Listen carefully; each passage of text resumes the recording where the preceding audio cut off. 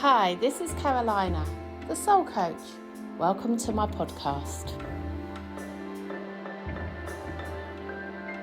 Hello and welcome to the Living a Life of Magic podcast. How are you? I have the lovely Kathy with me today. So Kathy and I work together and we've known each other for just a few years. We will tell you more about that in a minute. And we work together, don't we, at Quest, the Holistic Centre in Epsom in Surrey. And we're neighbours as well. Yes. So there's a big helicopter. Don't worry, I can't hear it. Okay, so it is a Living a Life of Magic podcast. I'm looking at you, aren't I? Yes. It is a Living a Life of Magic podcast. And we are going to be talking to Kathy about living a life of magic. But you are magic. Thank you, Carolina. You are magic. And I practice magic. Yeah, you do. But you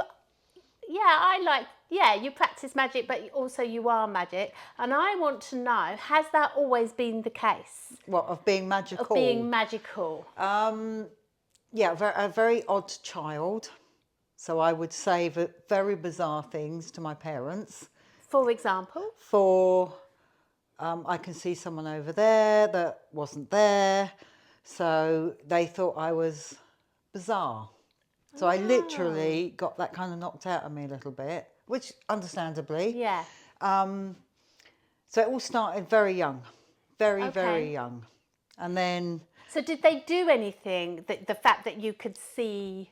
Yeah, they told me not to say it, just to conform. You must conform. So I did, I suppose, with that anyway. And then I went away and came back, and that's where it all started. Okay. With so how old Quest. were you then? When it properly started in manifesting itself in my life in reality? Yeah. 21. At 21. And where were you? What happened? What was your first experience? So, Because we're digging deep. Even though we've known each other, like, honestly, Kathy and I, we're the same age, aren't we? Yeah. And so 42. when I was saying how old, when I was saying how old, I know how old you were because you were the same age as me when you joined Quest and we started working at Quest. But so 21, tell us about 21. Living in America. Yeah. Living in San Francisco. I was a nanny for a lovely lady with 4 children. So it was quite, and as a youngster, that was quite a lot. Always felt slightly disengaged, perhaps. Right. And there was always something lacking or missing. I had a great job, great, I got great money. I was young. It was San Francisco. I rode rollerblade everywhere. I could do what I like, but there was something lacking. So one of my friends, because it was California, said, would you do a past life regression for someone else as a guinea pig? And I went, yeah, all right. So you would be the client? I was the client. All right, okay. And I went, no problem. Never really done anything like that before. I was regressed. So I was a Native American woman, but really old. And I fixated on how wrinkly, I looked like a prune. I was old, but I was abandoned from my village and kind of had to be in the little teepee all on my own. And it was all quite distressing. I thought, well, that's odd, but okay. So I went along with that, released some stuff through that regression, whether it was accurate or in my consciousness or it doesn't matter, does it? No, Something was released. And then I got off a bus. So I was on the bus, the 43 Masonic, you won't know this because it's San Francisco bus. And as I got on the bus, there was a woman probably sitting where you are. And I could see through her. Like I don't know how to explain it, like she was translucent. And I just knew she had cancer, illness, freaked me out because I was only young. Got off the bus. And as I did, I got out and there was this big church saying, all are welcome. And then there was a man lying in the portico of this church. And there was a huge lock on that door. So it's like, hang on a minute, you're saying all is welcome. Yet this man was being locked out. And I suppose I had a bit of an existential crisis at that time. I just thought, what's this all about? Yeah. And then had a slight health blip, which brought me back home. Okay, in your early 20s? I was probably about 30, I think. So long ago, I can't remember. No. And then I ended up nannying for Lynn McTaggart. She wrote The Field. Yes. So she was the one that did the experiments The in consciousness. quantum, Yeah. yes. So I was literally synchronistically paired with her, which is a synchronicity in itself. Yeah. And then I worked for her in her magazine, Living the Field. And wrote for that magazine, Living the Field. So very interesting. But yeah, I've met a lot of, I suppose, what we would call iconic spiritual figures, because she did conferences. I think my best person I ever met was Edgar Mitchell, who was the fifth man on the moon. Oh, And of course, I'd always thought, cool. have we really gone on the moon? Yeah. But this was a UFO conference. Yeah. And so I got in the taxi and I had to call. I was like, the Eagles landed. It was all very funny. So I picked him up from Euston Station and I had a taxi ride with him. And he said that when they left Earth's gravity, he had a moment of noetic understanding. He started the noetic sciences, which he felt this connection to the divine universe outside of gravity. Gosh. So does gravity create a three-dimensional collapsing of our consciousness? Okay. Okay. All right. Interesting. But he saw UFOs. Absolutely did. He said there are things on his way to the moon. Yes. He saw the UFO. Which I was like, because I'm into all of that. Yeah. So he was like, absolutely, there were things that were watching, observing what we were doing, and what we still do. Gosh, you always blow my mind when I talk to you. Honestly, you really do. And This I'm isn't just never going to be and normal. I'm just like trying to catch up on all of this. But that's really interesting that he says there were people watching, because obviously we're very small, aren't we? So we could be being observed as we are living our lives. Exactly what he said. Yeah. And of course I met, and there was one other woman that I met who's not famous at all, but she was lovely. She was a remote viewer for the CIA. So American CIA, they have trained people to lock in on locations, say Russia. So they give them coordinates. They lock into those coordinates and then show what they're seeing. So she was a remote viewer and she was lovely. Nice. So, yeah. Good. And you do a lot of remote viewing, but we'll talk about that in a minute. All right, we'll come back to that. So I'm really interested in what you were saying in your 20s, and that you could actually see through this person and what was wrong with her on the bus. I mean, obviously that note got it didn't get verified because you were obviously like, get me out of here. And then you faced straight away that church and everything else. So that was all in one like thing after the past life regression. Yeah, that I think the past life regression possibly opened up doorways that had been opened when I was younger, but that I had to conform to close. Yes, I understand. So then did you then carry on seeing that as you went through your 20s? Did you carry on seeing through people, but you didn't do anything about it? I didn't do anything about it. And then the health thing happened. Yes. So then that caused you to come home. Yep. And then you then became a nanny for Lynn McTaggart. And then obviously you did some admin work for her. Yeah, and I wrote for her.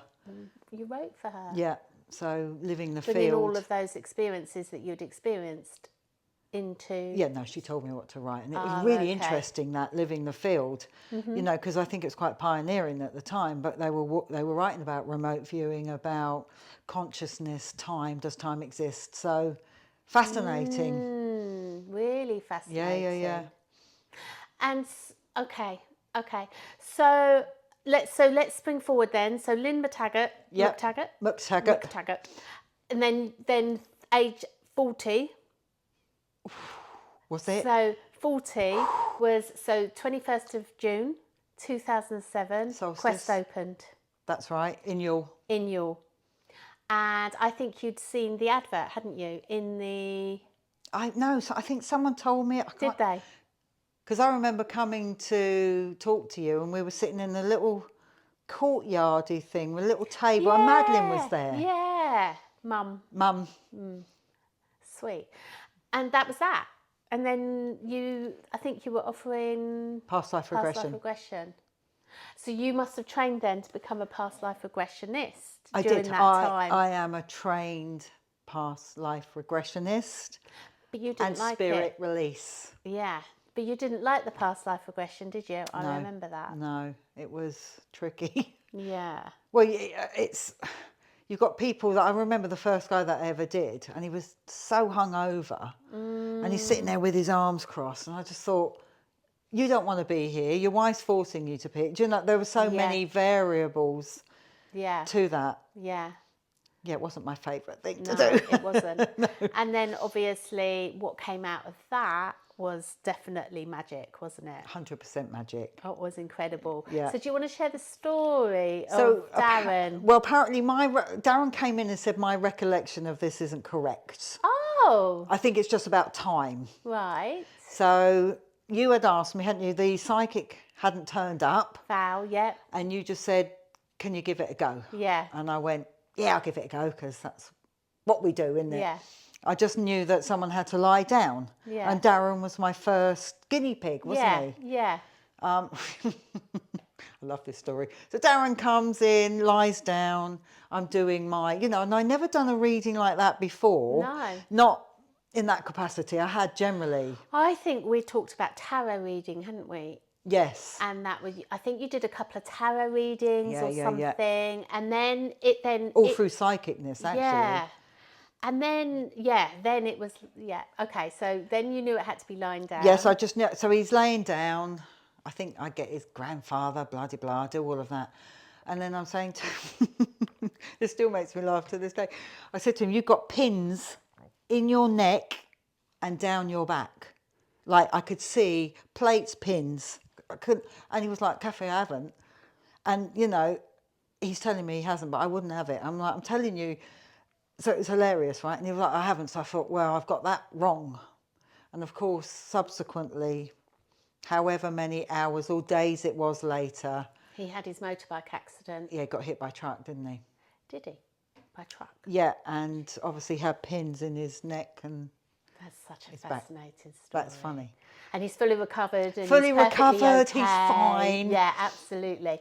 But that must have caused you to think, there's more that I could be doing other than past life regression. It was like the past life regression was a gateway to what you saw back in your 20s. Yes. Yeah, it was an opening. And then it's like, well, the rest is history, really. Yeah. Because I think, you're the best medium I've ever met.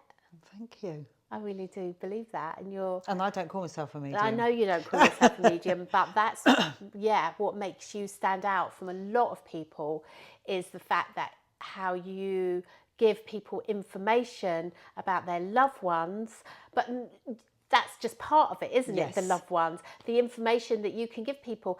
And, we always say about fortune teller, the future hasn't happened yet. So how can anybody kind of explain our future? But you have this, I tell you, you are an alien from outer space.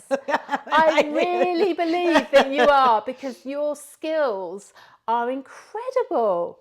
They're just amazing. And where do you think this comes from? What do you think? Have you thought about it, or do you just turn up and do it? Just turn up and do it. Rock up. It's like you've tuned into a different frequency that a lot of people can't tune into. I think for me, I don't analyse it, and I think that's one of the big things when people are trying to gain psychicness or knowledge. They overanalyze it, don't they? And they go, well, that can't be right. And the minute that mind gets involved, don't let the mind get. But I think I'm lucky enough. I do suspect me to be slightly on the spectrum, which I think might help.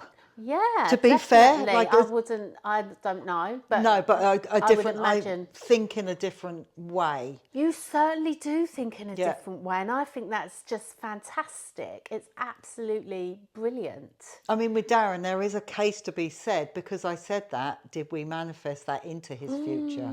I don't think that's the case, but, No. you know, we've got to look at all possibilities. We But have. I had seen, the only other really interesting thing was the woman, she never came back after the reading. So I had a woman in Epsom. It was Epsom rather than Youghal. We got to be talking, oh God, I don't know, over 15 years maybe. Yeah. And she was lying down, I was doing my reading, and a woman came in with her daughter. And the person I was reading for went, I don't want to hear about this. And I thought, I have to honour that. But I had the other side going to me, you've got to tell her this. So I kind of went... Oh, what a dilemma. Well, I had to, because she had to hear it. Juliana, that was her name, I'll never forget this, she had to hear it. So she showed me a plain window, and I thought, do you remember this? Yeah, I do remember this. The plain window, and then I saw a shadow in that plain window, and that isn't normally what you see, is it? So this was 9/11. Now, had I been a medium in New York, maybe you could think, look, someone 9/11, Epsom, really unlikely. You know, and she had a daughter with her, and I got the names.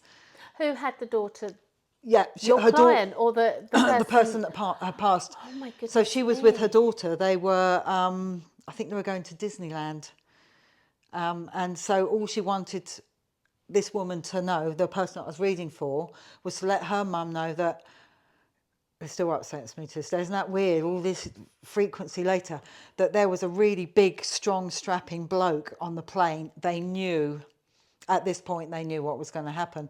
So he literally just put his arms around them so that they weren't scared. Cry. I know.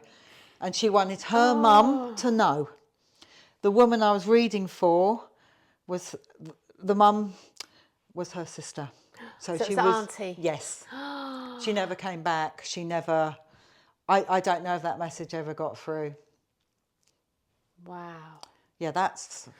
God, I mean, we've had a lot of those, haven't we? Yeah, we have.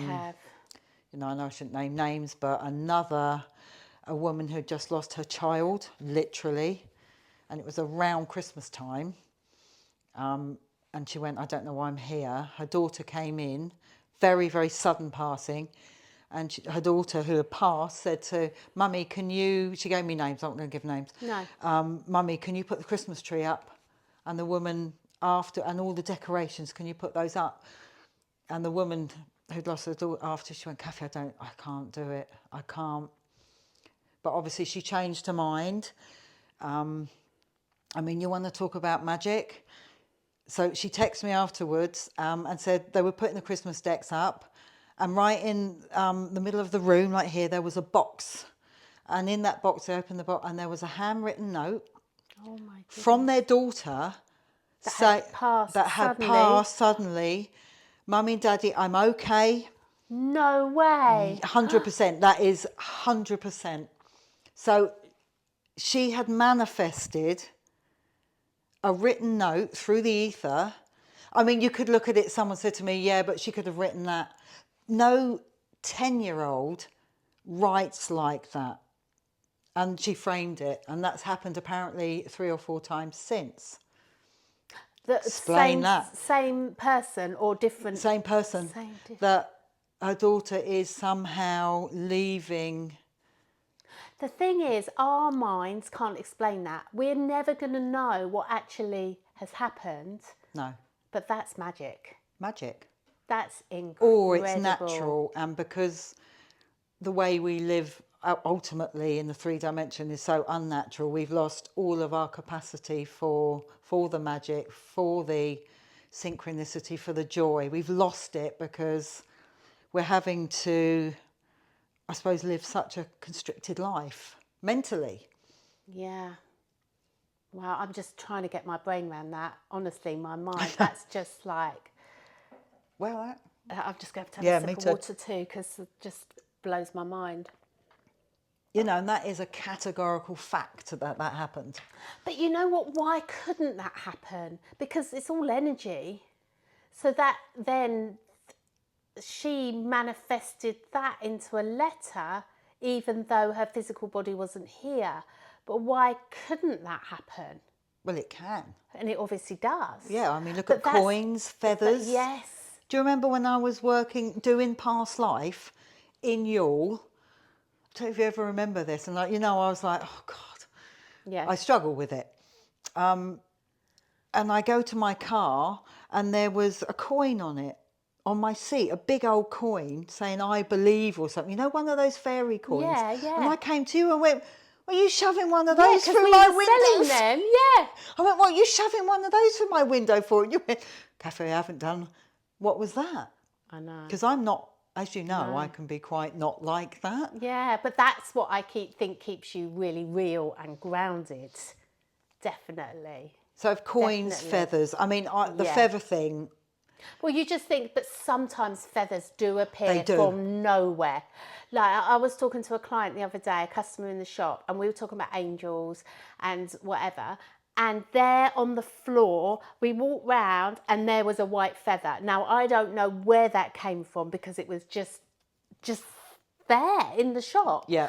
And I said, oh, there's a feather. She said, oh, that means so much to me. And it was just amazing that we'd just been talking about it and then it was there. Yeah. So that's co-creation. Yeah. But I also think some people go, oh, feathers, you know, and there's a dead pigeon next. So you kind of think you've got to be a bit more discerning. Yeah. Spiritually speaking. Yes. Because not everything is. No, I think it's just about being, what is it about? Because you were saying about the people that you'd met spiritually, that talked spiritually and everything, but yet they weren't living their lives. Not at all. But what does it take, do you think, to be spiritual? What are the qualities of being spiritual? What are your thoughts on that? Well, obviously my only opinion would be, I think if you can live in your integrity. Oh, yeah. I think if you're doing something that's not going to harm anyone else, fun.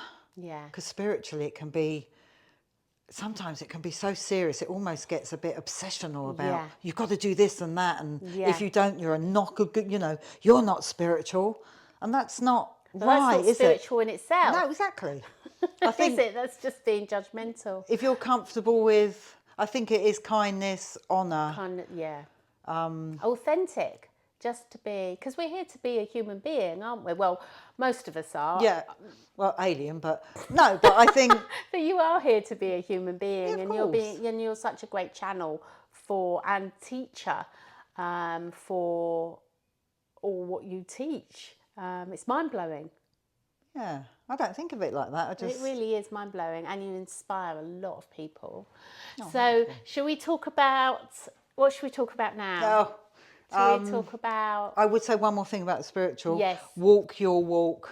Yeah. There are so many people that say all of this and do, and the people that I met, these icons, I mean, we're talking huge icons. They might write about it or speak about it, but they don't walk their walk. And I think that's really important. I think so too. And sometimes doing stuff you don't want to do. Sometimes having to be dutiful. Yeah. Yeah. And forgiveness and compassion and all of that delight. It is walking the walk, isn't it? But it's, I think so, yeah, living our lives that's, as you say, that's authentic and that's true, but also being very kind and non-judgmental and just... Yeah, but also we're not perfect, are we? And within our imperfections, I think there's allowances, I think isn't there? Joe Vitale says that he's going to have a chocolate nut sundae. The day that he doesn't judge, he's going to have a chocolate nut sundae, and he's never had one yet. That's right. So of course we are judgmental, but it's more the conditioning, more than, because I try every day not to be judgmental, because who am I to judge anyone else? I'm no one, and yet my mind will occasionally judge someone else. Human. But I do think there's degrees, isn't there? Degrees of judgments. Yeah, I think we all do it. And I think so. Spiritually, it's like, you know, it's hard because we're told don't do this, don't, is it? Spirituality is a lot don't do, isn't it, rather than but look do. Look at Christianity and the whole, not that I want to necessarily get into religion, but at the end of the day it's all interpretation, isn't it? Every single religion, I believe, is an interpretation of consciousness, of an energy.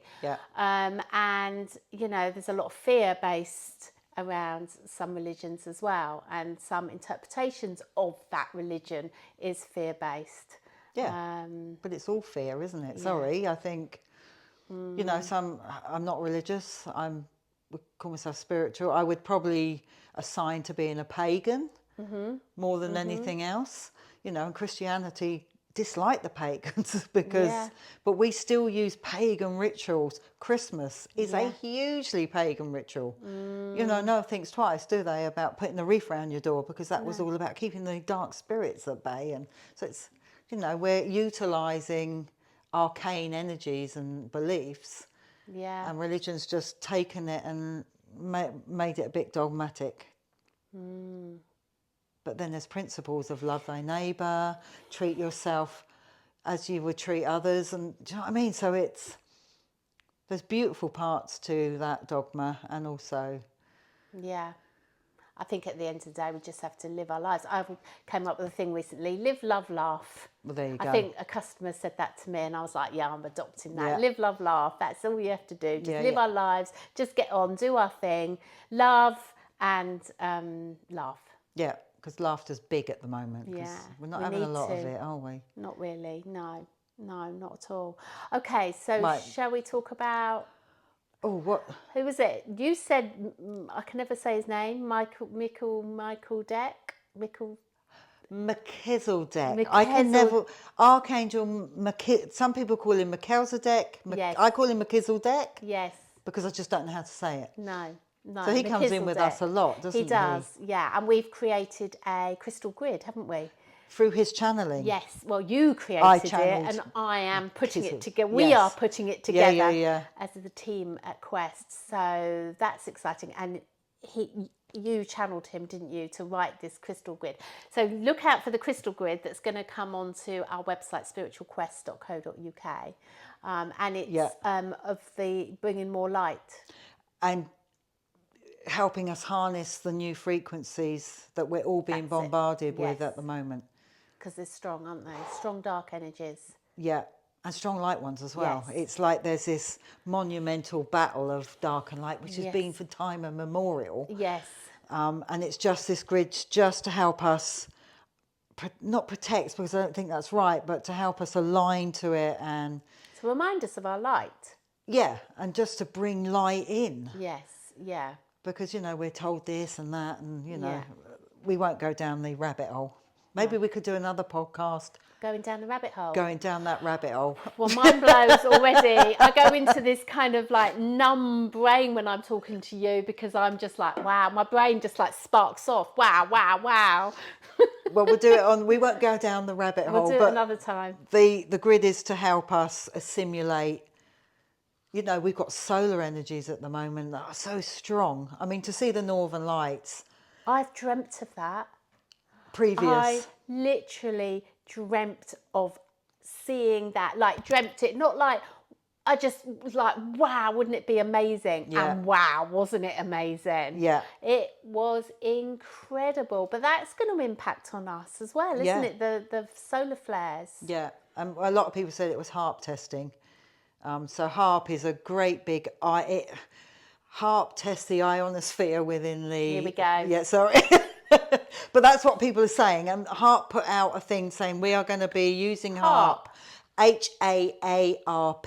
Okay. It's something to do... It affects the aurora around the planet. Oh. But it's about cloud seeding and changing the atmosphere and rabbit hole. Yeah, rabbit hole. And some woman went, I can't see anything as that beautiful that's man-made. And I just went, sometimes conspiracy theories can be really suck your joy. And I went, and I don't honestly care if it's HARP or not, because it was stunning. It was beautiful. It was amazing. The energy of it. Yeah. And the joy that it gave so many people. I know it also upset a few people because they slept through it, but I was lucky to bump into you And you said, oh, and I was like, no way. I was like, really? And then there it was. I kept taking pictures, and then you could see it with the naked eye, and it was just incredible. And wasn't it nice just to see people posting pictures of that rather than all this other crud? And everybody was so happy that everybody got to see it. It was oh, wow. I was like, I texted in the group, anyone that I knew, look out in your back garden now. It was just awesome. I mean, I have been told from upstairs, whatever you want to call it, through channel, that within the next 18 months we're going to have a huge solar flash that will be, the aurora will be seen across the planet, so huge, but it will knock out satellites, but only for about 36 hours. Right. And not being a conspiracy theorist, however... You are a conspiracy theorist, but well, I'm not a realist, but that's beside the point. But the government, on their own website, have put in, you need water, pet food, nappies, food for 3 days. The government put that on their own website. When? That was probably about a month and a half ago. No. Honestly, go find it. Let's go find it. So they're obviously warning us, you know, that something's going to come. And we've got water. Well, to be fair, we started doing our prepping. Well, that's bloody handy then, isn't it? Well, it isn't, because it went out of date and we ate most of it. So I have to start again. We've got all this stuff and it's like, it's out of date. It's like...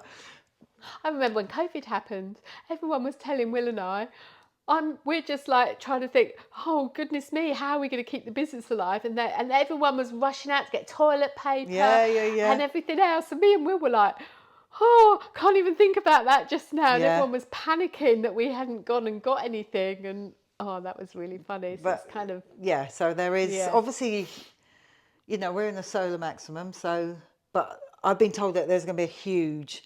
And to knock out satellites and take down, I think it will be enough for disruption, but not enough for collapse. Right. So over the next 18 months? Within the next 18 months, you heard it here first. So that's till December 25? Yeah, so if you... June, December 25, by then. So, you know, and I think a banking system being hit a little bit isn't a bad thing, because we've got so much reliance, haven't we, on digital and AI and... Okay, well, it's a little bit useful, but anyway. I know. It's just... I don't use it personally. I'm old school. So can we come back to the big M, because I can't say the word. Melchizedek. What is he? Who is he? What is he? And how can we use him in our lives? I know we talked about the crystal set, but if we wanted to channel him, how can we channel him? You just ask. You ask him to be there. And he is bringer of light? Bringer of light, apparently. Reminder of light. He is the architect of the universe. He's the one that created the geometry in which we all sit now. And they say Metatron is the voice of God, whatever God means, oneness, omnipresence. And Melchizedek was the one that ordered everything. So if you kind of want a bit of order in your life and light, call on Melchizedek. Okay. But I think they're all archetypes of the seeding of one. They all come from the same place, don't they? Yeah. And in Hinduism, I think it was Lord Brahma is the creator of the universe. So again, it's all just the same, isn't it? All the same, yeah.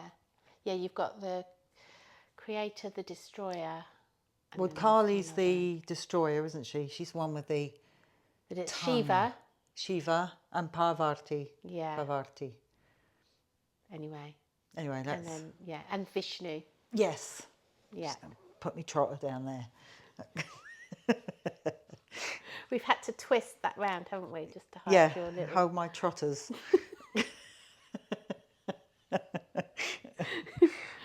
For the Americans, trotters are your feet, but your feet that look like pig trotters when they're quite... You've got lovely feet. Well, I know, but I won't be showing my trotters, but that for your American audience, that's what trotters are.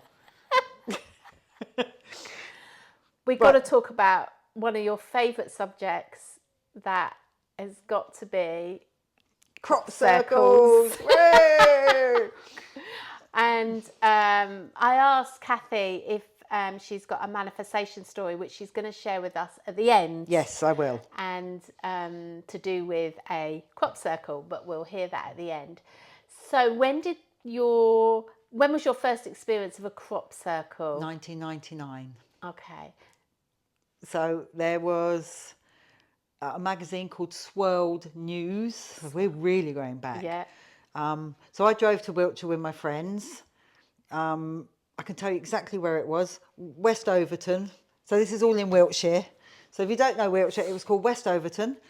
I pulled into a lay-by. My friends didn't even get out the car.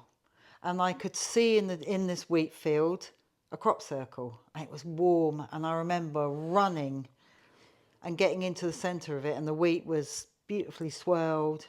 There was satellite kind of rings, like Saturn. There were rings around, beautiful. And I remember just feeling like my life's going to change. And then the farmer came. And? He went, "What are you doing in here?" And I went, "I'm looking at this crop circle." And then he went, "Get out." I was like, "Okay." Because I'm trespassing. Remember that? Yeah, of course. But did you not go, "What crop circle?" What? No, because I was standing right in it, and he went, "Oh," and so he didn't believe any of it. And he said, "They're all man-made." But I don't see how they could be man-made. Obviously, there are some. Most definitely there are man-made, but that's ingenuity in itself, how they make those Well, crop I'll circles. tell you about that manifestation at the end, because Yeah. there is an interesting synchronicity with, be it man-made or real. So can you tell which ones, do they feel any different? They do. Between man-made and alien? Non-earth energies, Yeah. cosmic radiation, who knows? We started the whole topic here. Yeah. So the man-made ones, Yeah. people go to me, "Are they real?" It's like, well, you're standing in it, so it's real. Does it make sense? Yeah. Reality is, it's right there in Yeah. front of you. The man-made ones, you can see that there are board crushes. So what they do is they get a plank of wood, a little bit of foam, get a handle on it like that.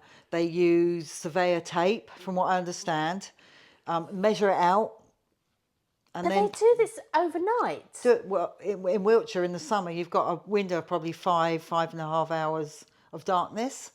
So yeah, it's done in 5-hour window. Probably you'd need 5 or 6 men or women to do it, because I know there are women crop circle makers. I've never met one personally who's made one.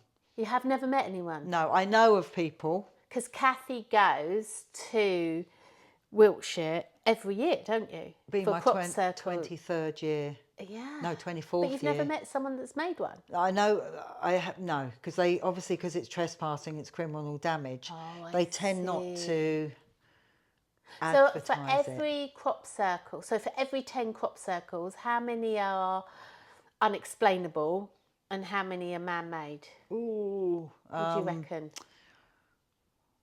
I would say probably 9 are man-made. 9. And so the one that's not, how do you know it's not? How do you know it's...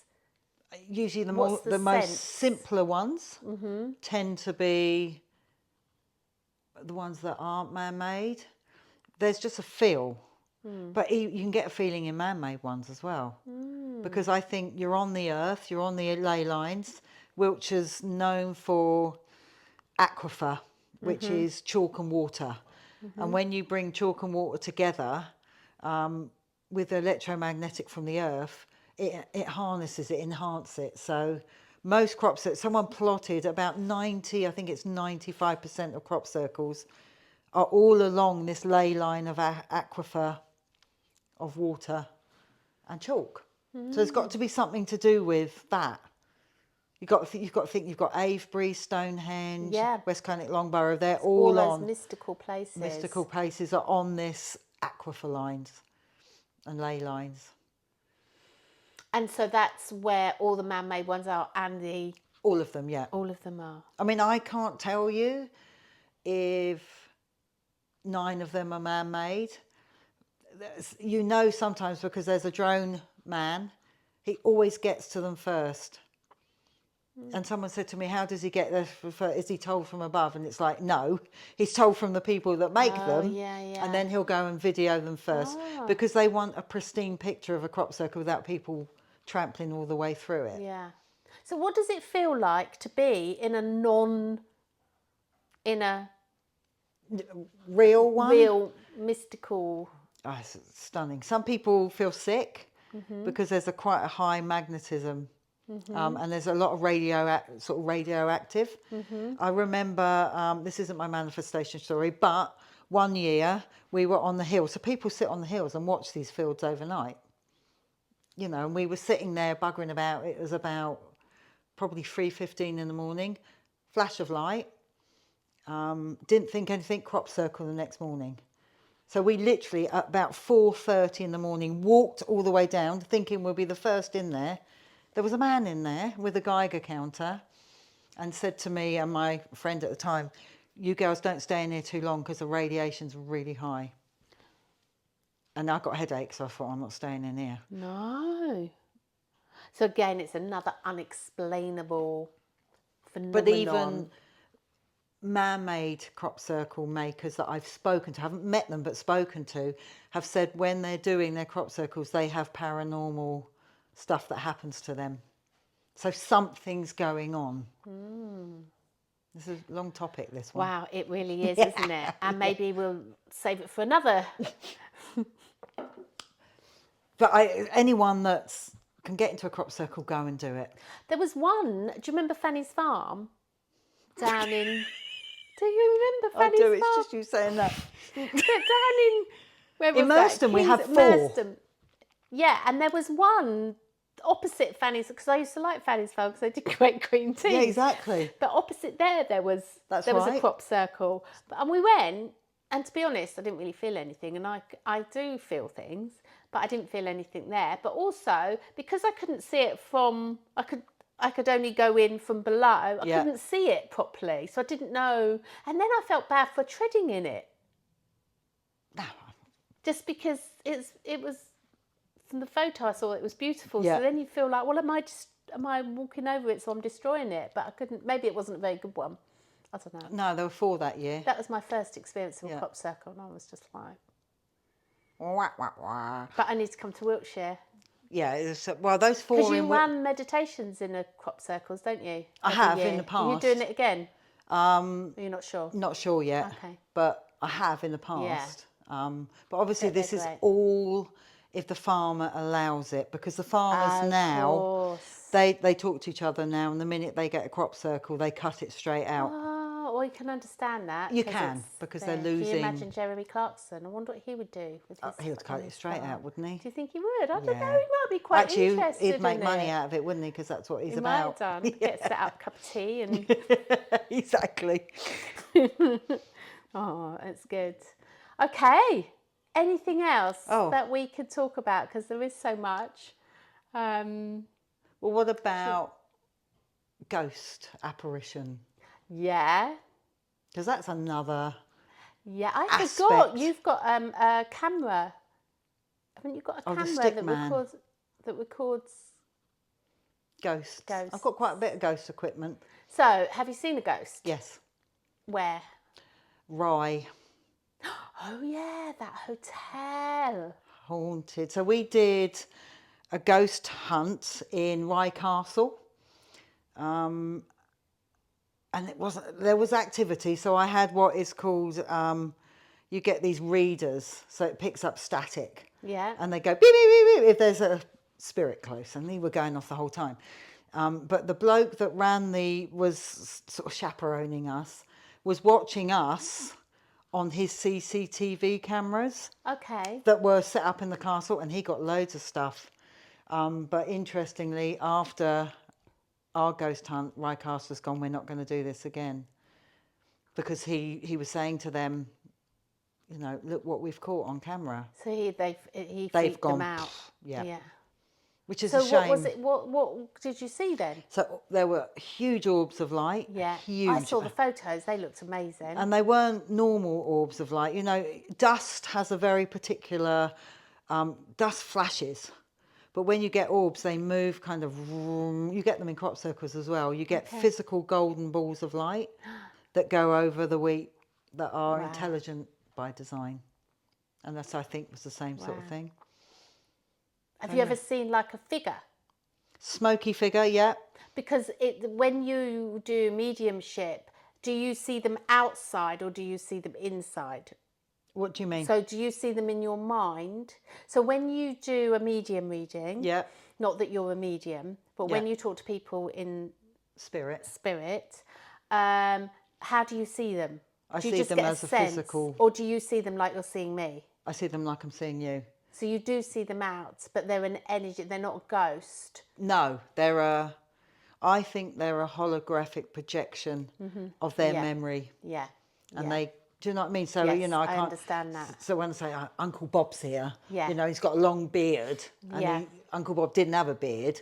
That's why they show it, so that the person I'm reading for can recognise. But it's more about their personality and information that they give that no one else can know. Yeah. That's important. And that is what you're very good at, is channeling that information. So you see them like out like a holographic projection. Got it. But a ghost has a very different quality. Yeah, they're more smoky. They often are in orb format, and I think they're just residual energy, because people have said, "Oh, it's scary." It's not. They just haven't been allowed to exit the earth plane. Okay. And so do you help them? Yes, because that's what we ended up doing at Rye Castle. Right. We ended up getting spirits and releasing them.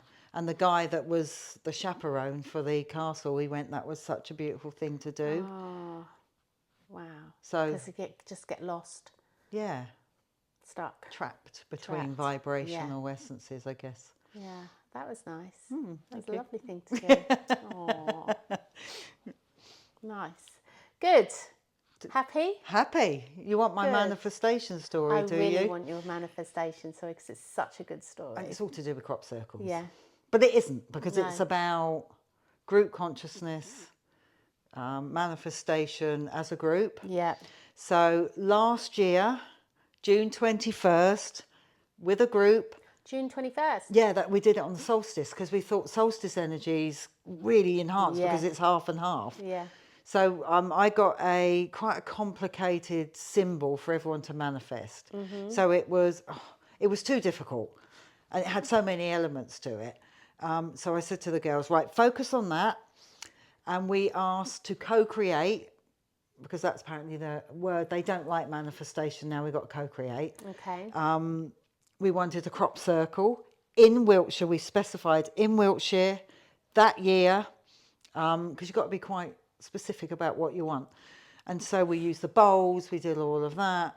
But some of the girls were focusing on these certain parts of it because they couldn't take it as a whole. So you'd drawn it out? Yeah, we printed it out. It's about that big. Okay. It was a pyramid with an eye, with all this squiggly stuff. And of course, I was being filmed at the time for the Crop Circle documentary. Yeah. So Scott was there filming. And when we were doing it, I just thought, he must think we're absolutely crackers. But he filmed it also. We've got it, interestingly, on film, our manifestation of it. Okay. Didn't think anything of it. I went down, they were following Indica in the Crop Circle documentary. So I was in Wiltshire, and Will, the filmmaker, came up, went, how have you got on with your manifestation? I went, nothing yet. And he laughed. He said, why do you think that is? I said, well, we might have done it wrong. And I laughed. And then literally 3 days later, we had 3 elements of that symbol in Wiltshire in wheat. Now, some people are saying you're clutching at straws. A lot of people don't like to think that anything paranormal can exist in our world. Well, that's because people don't like, the minds want to know what is what is, don't they? They don't like uncertainty, or they can't explain it, so then they poo-poo it. So, and poo-poo it. It was vicious. Really? So they, but there was one. So we had the eye, so the all-seeing eye, and in the back of the all-seeing eye, in the picture, there were these kind of, I suppose, diamond shapes that exact in the crop circle in West Meon, which is Hampshire-Wiltshire border. Then another symbol appeared, and I didn't even think about it. And one of my group went, "Oh my God, there's a second crop circle." And the third one was the Philosopher's Stone, which is just the circle with a dot in the middle. And they filmed me at that crop circle, and it was huge. And so that was the co-creation Yes. of your... But because the girls had focused on different bits, it came out in three different It came out in fields. different bits. Wow. Because we didn't get, until if we had got the exact, and even if we got the exact, someone would have said, well, you paid someone to do it. You can't win. No. Either way. No. I will tell you, I didn't pay anyone to do any of that. This happened. Now, if these are man-made, we co-created with the mind of a human. And I think that's probably even more spectacular than, because universe can do what it wants, right? Yeah. But the human mind is so limited, isn't that? And that's my point. And I just say now about crop circles, look, if they're man-made or not, I'm not sure it matters. You're in the geometry. It takes you to an ancient landscape, which is beautiful. I put into the economy at Wiltshire because I should, because it's a place I love. Yeah. But I think we co-created. I do think the circular one, so it's very simple. I think that was probably real. I know the eye one maybe wasn't, because... But it doesn't matter whether it was real, not real. It was real. That's right, it was there. It was co-created, whether it was through human mind to human mind, or whether it was... But the human to human mind, that's telepathy. Yeah. And that's what we're dealing with. We're dealing with telepathic connection. And that's a great manifestation story. Absolutely. I love that. And you can do your own remote viewing. Yeah. You can, if I'm doing a class, I'll put coordinates to, and then the next slide will be where the coordinates are. So just say it's a Giza platform. Yeah. I'll put the coordinates of that. And to remote view, you literally focus on those coordinates and just allow what comes in. Yeah. And people get all frustrated, and then they go, and they're trying to think. Yeah. But you just have to allow it. You do. Just allow. Remote viewing's a fascinating subject. Yeah, Ingo Swann is one of the best. He's written books. He's passed now. So Ingo Swann. Ingo Swann. Ingo Swann. He was a huge remote viewer, and he remote viewed Mars and structures on Mars, which 100% are there. Yeah. 100%. But obviously NASA, never a straight answer, No. like to kind of, Photoshop stuff out. I mean, Edgar Mitchell told me that. But you wonder why, though? I don't know why, because if it's there and it's what it is, then why do they need to? I don't understand that. But then we're going to go down the rabbit hole, aren't we? So we won't do that. No. We'll do that next time. Definitely. I would love to do a conspiracy one. Yeah, that would be great. I'd love that too. Thanks, Kathy. You're very welcome. I hope you enjoyed our chat. Really and did. It was really nice to chat to you. And well, thanks for having me on. And thank you to everyone. Yeah, thank you. Wherever you are. Yeah. Fabulous. And if you're watching this on YouTube, what does everyone need to do?